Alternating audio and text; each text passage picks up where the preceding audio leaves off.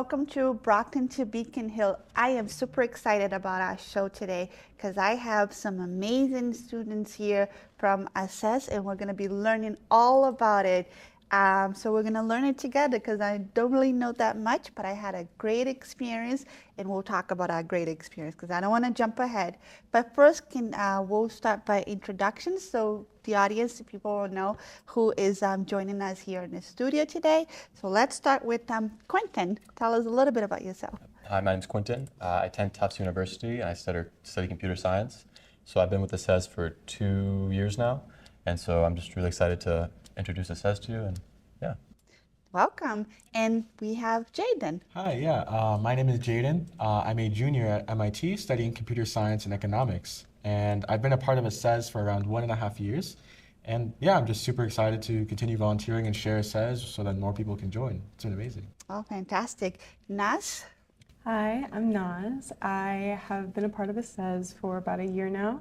And right now I'm a senior at Harvard University. And I'm really, really excited to continue to volunteer and be a part of all the amazing work we're doing. And Jacob. Yes, so I'm Jacob. I'm actually going to MIT for mechanical engineering and sustainable development. And I've been a part of ASEZ for about 1.5 years.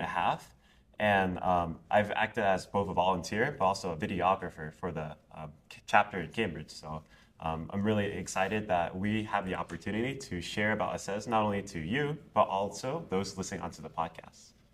I'm excited for today's show. So, Quentin, you have a presentation for us that will explain a little bit more about ASEZ and all the amazing things that you guys been doing. Yeah, so right here. Just to introduce really quickly who we are, some of the campaigns we're doing, and then some of kind of the ways we implement our goals. So we're part of ASEZ. So ASEZ stands for Save the Earth from A to Z. So we're a university student volunteer group associated with the World Mission Society Church of God. So kind of the goals with ASEZ, we're trying to make our world safe, sustainable, inclusive, and resilient. That's our dream. And so what we mean by that is through SAFE is creating a safe world through crime reduction activities, a sustainable world through climate change activities, inclusive world through community service, and then make a more resilient world through disaster relief efforts. And so the way we kind of implement these goals is through 3 strategies. So first is knowledge. So the most important thing is raising awareness to the problem itself, because if many people don't know that a problem exists, then they're not going to have the drive to try to solve that problem. And then 2 is action. So with knowledge and with that drive, then we can actually start making actual change. So not just saying, okay, I want the world to be a better place, but now making tangible steps to make it a better place. And then 3rd, and maybe the most important, is the cooperation part. That means working with state representatives like yourself, or just leaders in the community itself, just to figure out what the problems they have and how we can best help them. And also creating like a global network so we can all kind of help each other. So with our big for making a safer world, what we have a campaign called the Reduce Crime Together campaign. And so the idea behind it is that if we create crime-free schools, that will lead to a crime-free society and then a crime-free world. So we have what's called Reduce Crime Together education program, in which we have we will go into elementary schools or middle schools, even universities, and it's kind of more like a character change program, kind of raising awareness of the problem and also kind of informing kids how they can be positive role models and influences in their communities to help reduce crime. Then also we have a crime prevention through environmental design. So we kind of work with what's called the broken windows theory, which we'll talk a little bit more about later on. But essentially the idea is if we create communities that are more beautiful, then less crime actually happens in those areas. So we don't need to worry about increasing law enforcement or increasing punishment with crimes, but if we just make our communities literally just look nicer, then there'll be less crime. And so these just come with some statistics of some of the forums we've had, just some numbers. So just, for example, we've had 43 seminars in 43 countries. We've had 71 seminars with over 9,000 participants. Next. And so this is the big one we're doing here in the Boston area, is our climate change activities. So our idea is as a planet to reach carbon neutrality by the year 2050. And the way we do that is through protecting terrestrial ecosystems, which are known as like green carbon zones. Pretty much there's like just forests that are like sinks for carbon. And then also protection of marine ecosystems through which we call blue carbon zones, which is actually, we can talk a little about that a little later on as well. Because people don't know like how much those, people think, okay, I want to create reach net neutrality, reduce carbon. People think, let's take gas vehicles off the road and put electric vehicles. And that's good, that will help. But actually the best way is through conserving and then restoring these ecosystems that are damaged. So with ASEZ Green Carbon, that's something we've been carrying out here in Cambridge and also in the Brockton area. Yeah. And so the idea is that if we remove invasive species and we start planting native species, as well as kind of garbage cleanups, we can preserve and restore these forests. And then they act as a carbon sink. And they can, I think the number is like 11 trillion metric tons or billion metric tons of CO2 they absorb. And so by protecting these areas is really important to helping us reach carbon neutrality. And then we also have seminars as well, where we, again, go into middle schools or high schools, universities, and just kind of raise awareness of the issue. Because people don't know how their small efforts can make like really big impacts. So when people feel like their small efforts make an impact, they're more willing to participate in cleanups and things like that. And then on the more marine side of that is ASEZ Blue Carbon. And so our goal for that is to create actually like a Blue Carbon Week, like an international Blue Carbon Week, which would be this first week of June, which includes World Environment Day and also World Oceans Day, to create this Blue Carbon Week where we carry out marine ecosystem cleanups and blue carbon awareness campaigns every year. And then also, again, going into schools, educating students why this is important, how they can contribute. So this is stuff we've done, again, all throughout the world, and how they can make an impact. And this is just some of the activities we've carried out. And again, some more statistics, like, for example, we've done just blue carbon cleanups, so just marine cleanups, and we've in 12 different countries, over 47 times, and with over 5,600 participants. Then to make a more inclusive world, that we focus on the community service. So we call this like the Cheer Up campaign. So it started during around COVID time, because what people don't really know is that actually the amount of depression, especially in universities, is higher now than it's ever been. I think it's like 1 in 12, 1 in 8 university students suffer from severe depression, which is higher than it's ever been ever. And so that didn't help with COVID. It made the problem worse. So with our Cheer Up campaign, our hope is to kind of bring joy a little bit to the world, or to show people that they're appreciated. So one thing we did was a cheering rally during COVID, where we delivered in more than 100 regions in 11 different countries. We delivered, whether it was handwritten letters or just maybe medical supplies, to the first responders and the law enforcement who were required to work even though there was a pandemic raging across the whole planet. They're putting their lives at risk. And so just showing that we appreciate what they're doing and just a little bit of gratitude, it just kind of helps them get away from the kind of gloomy world they were living in for 2 years. And this is just some more photos of events we've carried out throughout the world. We also did ASEZ concerts, so kind of we have students who participate in an orchestra and choir. This was something we did in Manhattan in 2019.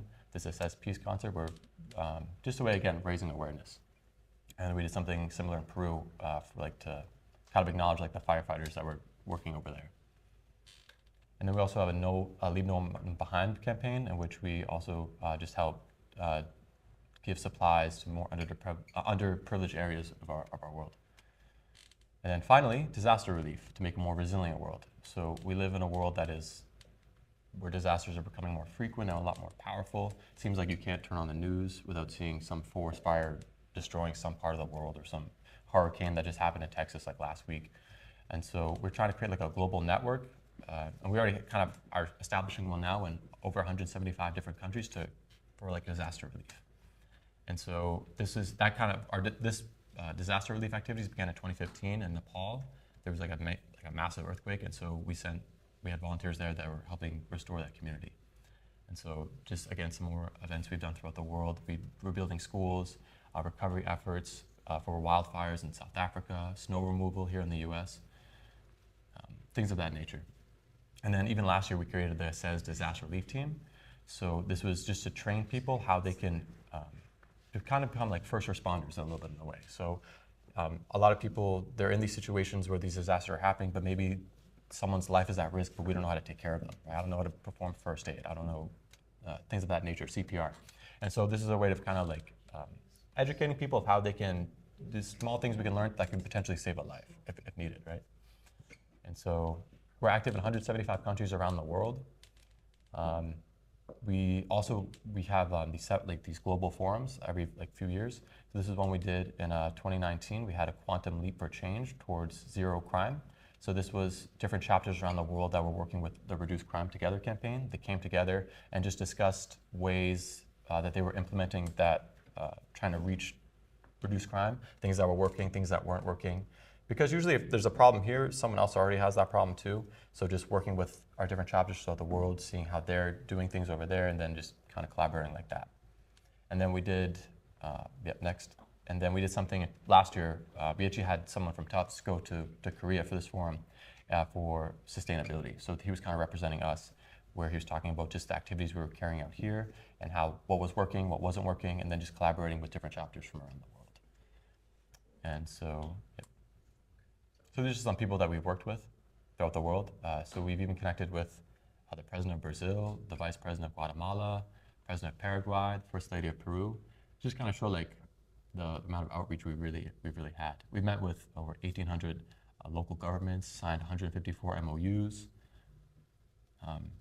and not just ASEZ, but also just people from our communities. We've had over 65,000 people support our movement. And then we've been having our own advisory committee, which has 190 members from 20 different countries as of 2023. So even these slides are like 6 months old. Like there's a lot more activities and people we've met with since then. And then over 800 media reports, and then over like 400 awards. So, and this is just some of the awards we've received is the UNCCD Executive Secretary Award. And then also we've even received awards from the United States government, the US President's Gold Volunteer Award, and then also the Green Apple Award and the Green World Gold Award. So thank you for just, again, thank you for having us on and sharing this with you and all the listeners. It's so much great information, and I feel like we don't hear so much about all the amazing things. So just going through and the magnitude of it, it's so much bigger than we can possibly ever imagine. And it's so much needed in today's age and times. Like you talked about Brazil, the biggest flood in the south that people just lost their homes. It's like the biggest in the country. So they're really going through that huge disaster, and it all really takes up each one of us really doing our part and understanding the infrastructure and how we can really help the communities in other countries to really make sure that we prevent these things from keep on happening, because it just keeps on being more and more constant. Something that way back when, maybe it just happened once in a blue moon, a disaster would happen. Now, like you said, every time when you turn on the news, there's someplace, somewhere, a disaster, something is happening. So it's really a wake-up call for each one of us to be saying, what can I do, my part? Not expecting from the government, not expecting from the politicians, not expecting from, it's other people's problem. They'll take care of it, they'll deal with it. But what can I do in my house, in my home, and educating my kids and my family, and just being more mindful? What can we be doing on a daily basis to really make the impact and it'll grow. So thank you for that presentation. That was amazing. And we have Naz that can talk a little bit more in detail regarding the green carbon. Yes. And expand a little bit more on that. Yeah. So the main goal of our green carbon campaign is to essentially reach carbon neutrality.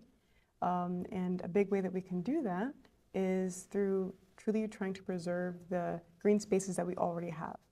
And we were able to get involved in that recently with a tree planting that we had in Everett, Massachusetts, right by the Mystic River.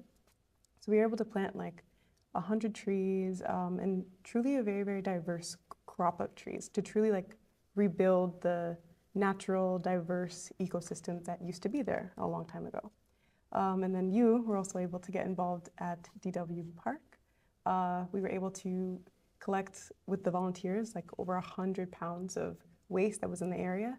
And truly by like preserving, even these are just two examples of things that we did in the New England area, but by preserving like our green spaces here and all around the world, we can truly try to essentially sequester more and more and more of the carbon through existing infrastructure that's already on this planet, so that we can truly start marching towards our goal. Thank you. And the DW Fields Park is like one of my favorite places. I walk there with my husband on, it used to be daily, but now I'll confess it's like on a weekly basis we try, especially when the weather is nice. And some days my husband just like pick up a trash bag and just start collecting the trash that we see around. And it really adds up so quickly. And then other people end up volunteering. They're like, oh, do you need another bag? And it really grows from there. So it's just us taking care of our own environment, because it's such a precious, beautiful place. And if we don't take care of it, then what becomes? So thank you for all the amazing work. That was so beautiful, so amazing. We had so many people. The weather wasn't that great that day because it was raining, but not raining. The rain held up a little bit. It was a bit challenging, but just that commitment and that determination. And then on Arbor Day, we always plant a tree in Brockton, and we offer if people wanted to take a tree and then plant it. We encourage that. And I think more people in our community, especially communities like in Brockton, should really take that effort and start planting more trees, because it really helps us with the shade and the environment and the air. So those are the goals that we really need to be educating and talking more about it, to let the community know what's available. If we can get them free trees and they can plant it, and if we just keep it coming, it will make a difference in the future. And that's what it is. We're so used to the here and now. Everything needs to be happening on that drive-through fast pace, that just planting for the future and just planting that seed and just taking care of the environment, and maybe not seeing the fruits and results of your labor right there and then, but just knowing that the future generations, they'll reap from it. So it needs to start from us. We're already way behind, so. And Jacob, you wanted to elaborate on blue carbon? Yeah. So as you heard from Nas, we have the green carbon campaign. We also have like a parallel blue carbon campaign where we focus more on restoring aquatic ecosystems. So aquatic ecosystems right now, they kind of are in danger because of like the certain things that are happening in this world, like global warming, and also just people not taking care of the community, just like littering and putting many different things in the water. And so what we try to do is restore those, because they are very important as like carbon sinks. Like many people think, oh, we should plant just a tree, right? A tree absorbs a lot of carbon. But if you think about the amount of like CO2 that is absorbed by like even like mangroves or salt marshes or different like even like seagrass. Many people don't even think like seagrass, it absorbs so much like CO2. And so if we're not taking care of the aquatic ecosystems as well, then we're actually missing out on a massive opportunity to sequester a lot of the pollutants that are produced nowadays by cars and buildings and different factories in a very like simple way actually. So what we've actually done for in the past, recent history, we're able to carry out 2 different cleanups. One was by the Charles River, where we were able to pick up 25 pounds of trash. And one was in Salem, Massachusetts by, I think it's called Salem Mills Park. And volunteers are able to pick up 250 pounds of trash, which if you think about it, 275 pounds of trash, it doesn't seem like much. But if that all goes into the ocean, then you're like, wait, that could like harm the ecosystem that's there. So through these efforts, like it's so big that like even just simply picking up a random piece of like paper or like a wrapper, it's able to reduce the amount of effect that it has on blue ecosystems. And so not only have we done like things in Massachusetts, but also like across the Northeast and kind of like from Maine to I guess like around Washington, D.C., we've been trying to carry out events and establish what's called a blue carbon belt. Essentially, like showing like our activities that we're doing across the Northeast, and like allowing people to understand the importance of protecting our aquatic ecosystem. So that's a lot of like what the blue carbon movement is about. And the interesting thing about the water, it doesn't have a border or a wall, or I'll just take care of my side here. And then it's really connects all of us, and it just goes global. So that magnitude is much bigger than we can possibly think. And then when you see like a fish that is dead in the water, like there's something wrong, or maybe the turtles is eating plastic, or some issues that, so when stuff like that start happening, then it's really, we see that it's just really that wake up call that we're all connected through the water. It's so important that we need to preserve it. And Jaden, cheer up. Yeah. So yeah, the Cheer Up campaign, as Quentin mentioned earlier, basically, especially now in modern times, like many people feel like feelings of anxiety or depression, especially in recent times with COVID that happened. That was a very, very dark period for a lot of people. But that's why ASEZ tried to solve that problem. So what we tried to do during this time was, during the height of the pandemic, we tried to help with those kind of feelings of anxiety by giving care packages to different groups. So around the world, we made custom care packages with like masks, some like hand sanitizer, also like fruits and snacks and things of that nature to some of the people who needed it most, which were the medical care providers, some of these nurses and doctors who were like on the front lines. But specifically in the Boston area, we did the same thing, except we focused more on the educators actually. So like teachers of like middle and high schools, because when COVID occurred, they also were severely impacted. Like their stress levels must have increased quite a lot. So then we came together, made different care packages with fruits to kind of show them that we know that they're there, we know that this is a difficult time for them and for their students. So then we just gifted them. And when someone recognizes like the struggles that you're going through and the feelings that you have, it actually makes a really massive impact on like your emotion, like how you feel like on a day-to-day basis, and gives you like hope for the future and more motivation to continue on and do your best. And so that's why we make the effort to do like such things, even though it takes a lot of like manual time to come together, make a care package, and manually make masks and things of that nature. In the end, it's really worth it, especially when you get to see the testimonies from these very people. Like they're real people that are being impacted, and so that's why we saw it as super valuable. And so, in addition to the Cheer Up campaign, actually, we had the Reduce Crime Together campaign as well, which I think is one of my favorite campaigns that ASEZ does, because many people, when they think about the problem of reducing crime, like what place wants to have crime? No one. But then in order to solve this problem, many people think, oh, well, we should just increase policing, right?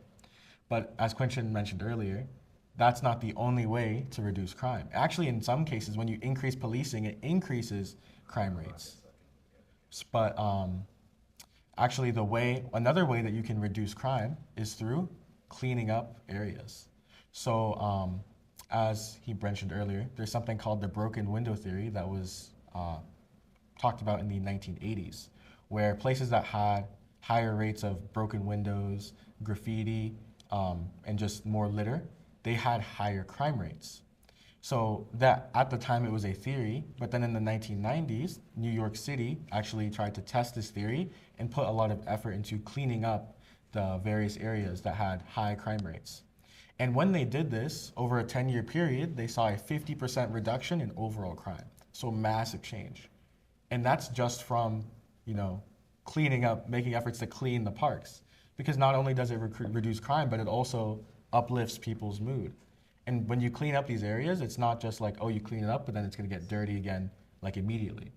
Because there's also like a psychological effect that takes place. When an area is clean, people are less likely to litter. They're more likely to take care of it because it's already clean.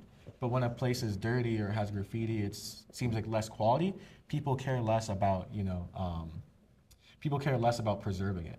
So then that's why we make effort to do cleanups in parks and areas and graffiti removal in these kinds of areas. So in Boston specifically, in around Huntington Avenue, which is near Northeastern and Boston University, we did a cleanup where we were able to clean up a local area and local park, and it was actually like really, really good. And it was really fun, and the members of the community really appreciated it because that's the same parks that they go through every day, and you know, it helps reduce crime. And so that's a bit about the Reduce Crime Together campaign. And It's so impressive when what you're saying, because if there's a lot of crimes in the area, the mindset, oh, we'll just need to increase, security and then the policing, and you want to make the law tougher because you want to put. And it's like, no, you come with a different mindset. Let's take care of our surroundings. Let's take care of our community. Let's take care of our environment, the places where we call home, and make it clean, make it beautiful, make it nice. And just by that perspective, just by seeing like how beautiful now it looks, and that people actually care enough to be clean and to keep it that way, that crimes reduce. So that is an interesting, I like that. And just being able to show improvement by the numbers, it makes it us all seeing that we all put in our own effort in our own part, and you clean our sidewalk, we clean our areas, then that really adds up in our neighborhoods and our communities. And we do have that here in Brockton. We have a Brockton Beautiful Day where we just pick an area in the city where we want to clean, and we grab a bunch of volunteers. We just go out and clean up the city. But unfortunately, we do it once a year, so we got to do it more often and constant. And there's always volunteers and people that on their own just decide to go and clean up the city and the parks and the areas. And we should just encourage that and have more volunteers and people, and just explain how that would really tremendously help, even with the crime rates in our city. So, Quentin, why is 2024 so special? Close us and tell us why is this year so great? And Yep. So this year is so special because this is the 10th year since ASEZ was created. So, and through the presentation, all these thousands of hours and hundreds of events that we've done globally, all the people we've met and collaborated with, that's all been in a 10-year span, which is kind of crazy when you think about that. Like such a short amount of time, how much change can really happen, right? So we really believe in the power of that momentum. Because like you said yourself, you're walking down the park and your husband will pick up a bag of trash, and then all of a sudden everyone around him is like, oh, let me help, right? So really through working together, we can provide what is essentially an outlet for other people to join in too. Because that's really what ASEZ is. It's trying to create a group of dedicated, like a reliable source of dedicated individuals who really want to help their communities. I would love it to be the case where you think, this park's really dirty, but maybe ASEZ will help, and then you can reach out to us and we'll be there, right? Because for us, it's kind of like a twofold benefit. Yes, we get to see our communities improve and become cleaner and safer places. It's better for us, better for our families, better for the future. But also from the more spiritual side of things, it's also following the example that Christ gave us, right? So ASEZ was created through members of the World Mission Society Church of God, who just students that wanted to actively participate and follow the example of Christ, right? So when you really look at the Bible, really God gave us eternal life through the Passover. And so by following the example of God the Father, following the example of God the Mother who's in the Bible, we can really not only become better people, have a better future, but also follow the teachings of God. So this is why ASEZ is so special to me. And I think I speak for all of us when I say that as well. And so just really being able to come here and share this message with people that are listening, to share it with you, and hopefully really collaborate and really create something really special here in Boston and in the Boston area in the future. this is so amazing. I've had so much fun. I think we learned so much about ASEZ today. We had a citation that we presented, my office, to ASEZ for the cleaning up at the DW Fields Park. DW is in my district, so it's been a goal for me to really strategies and how can you make that community around the park and bring people together, and making sure that we create these volunteers opportunities so we can make sure we're always cleaning up and just really taking care of what we have and what God has given us, which is nature and people, places for green space for communities and kids to come and enjoy, and to spend a Sunday afternoon without having to spend money and pay for it. It's been given for us for free. All we have to do is just really take care of it, make it look beautiful and nature, and it's all there for us to enjoy it.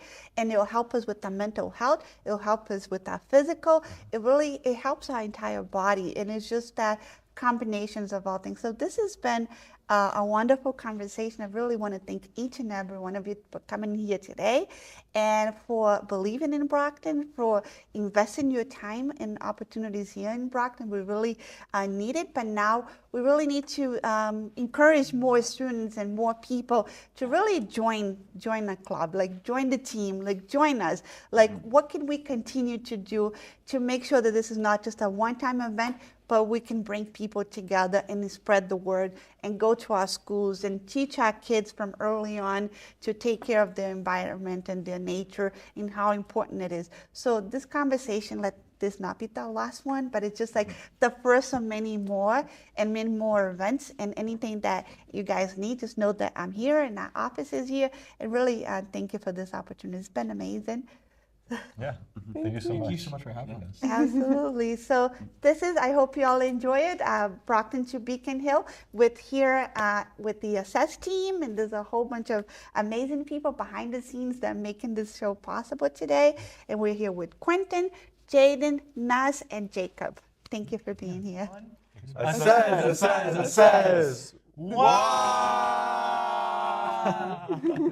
Go cheer me on. Thank you. That's a nice way to end it. Thank you. This was awesome. Yep. Yes. All right, bye. Bye.